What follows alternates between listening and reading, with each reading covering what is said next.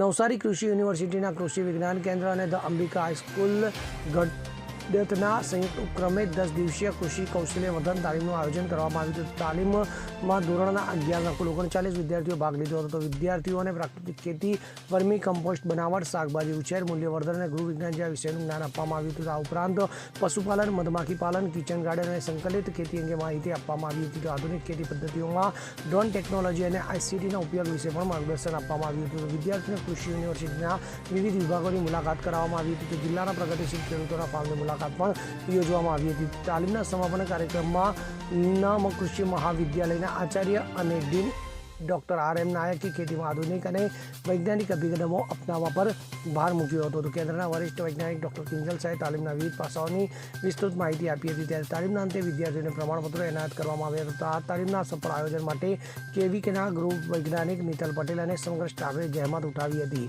શાળા સંચાલક અને શિક્ષક લાલુભાઈ હળપતિએ તાલીમના સફળ આયોજન બદલ સંતોષ વ્યક્ત કર્યો હતો. Bureau report CM21 news. હવે જુઓ દેશ દુનિયાની તમામ ખબરો તમારી આંગળીના ટેરવે.